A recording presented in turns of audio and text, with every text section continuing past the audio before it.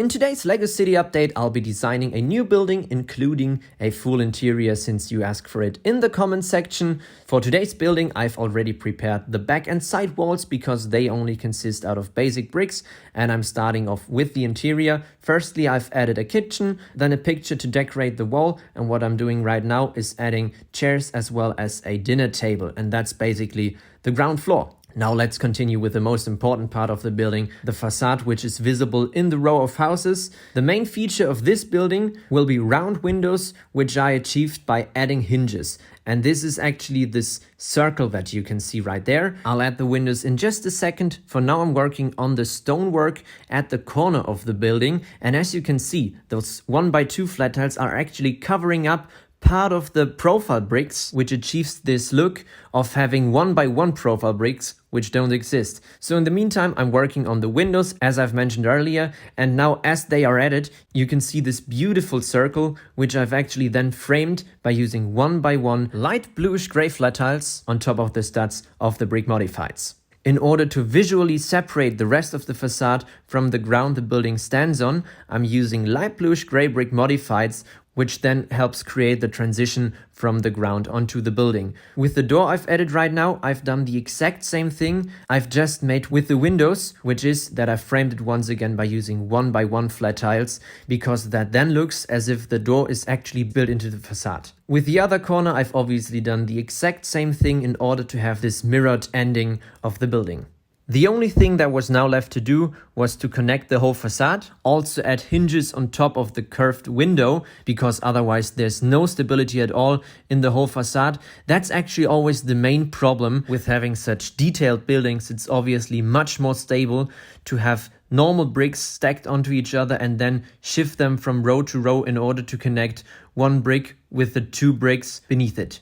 Now it's time for the first floor. I'm starting off with a bedside lamp. The bed will obviously be built in just a second. Next up, there's a desk with a computer as well as a chair, and there's finally the bed. The only thing that's left to do is to add banisters in order to prevent the person living in this building from falling down the stairs.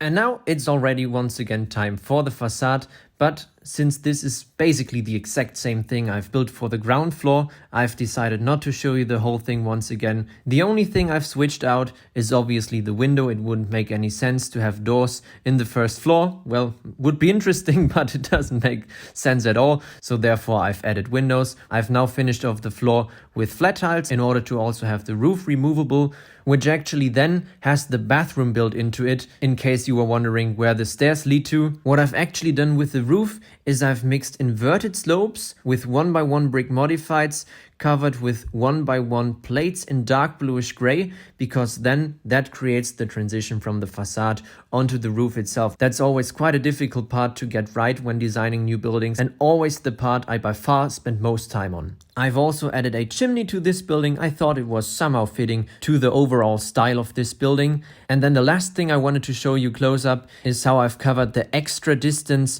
from the curved window onto the corner of the roof, and that's by using jumper plates. Also a section of the roof I've spent quite some time on. And then by far the best part that was left to do is, of course, to add the building into the layout. And this is what the two buildings on top of the upper platform of the LEGO City look like. I think I might add 1 or 2 trees right in front of the buildings, because I somehow feel that part of this section still looks a bit empty, but the reason I can't add trees on top of the train tunnels is because of the roots, because there's simply no space.